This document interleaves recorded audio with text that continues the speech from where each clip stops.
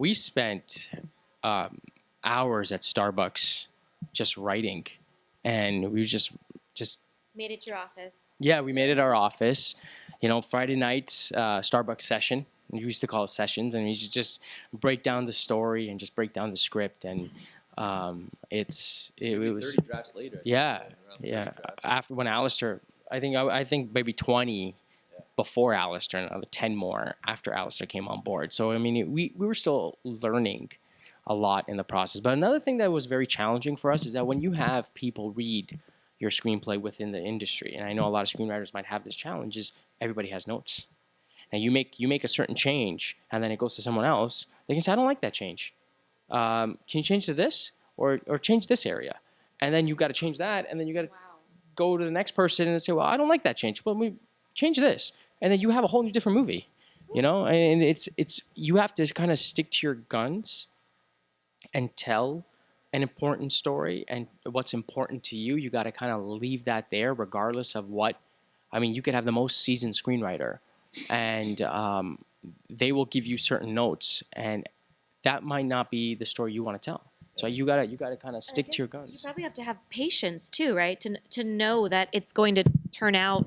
It might not be immediate that you're going to come up with like the perfect draft. That it might take years. It might take 30 rewrites. I don't know if I could be that patient because I'm like, no, I have this idea, and like, I mean, I don't know anything about screenwriting, and so it's really interesting to hear you guys talk about it. But the level of patience that you'd have to be like, okay, now we need to tweak this one little thing, and then next week we'll tweak this little thing. I mean, that's pretty cool. Thank you. Yeah.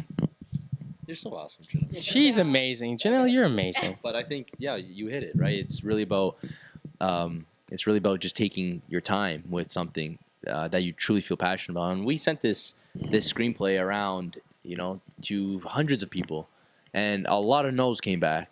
A lot of like people wouldn't even read it because they're like, well, who are you two?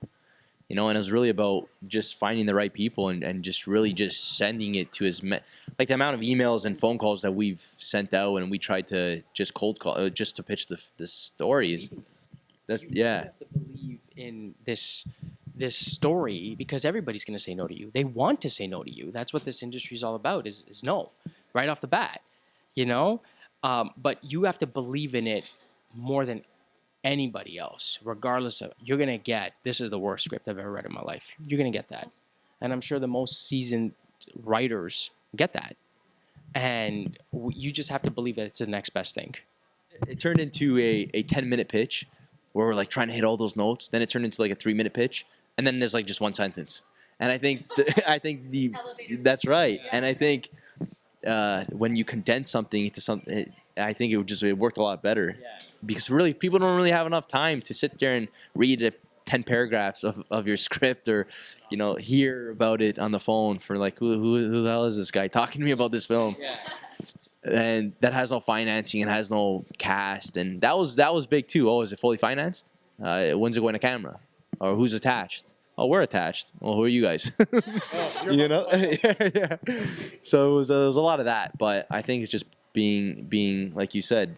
Just what did you say actually? I basically. You said something really good, though. No, I said that you have to believe in it. It's the next best thing as sliced bread. Like that's, and I think that with screenwriters, you have to also study the business. You got to understand it's show business. You have to understand that just because someone says no to you, that doesn't mean it's the worst thing in the world. You have to just understand what you're going through and understand the position you're in. And I think a lot of artists and writers or in the creative side need to kind of get the business side more so they can kind of understand from a studio executive's perspective, a producer's perspective.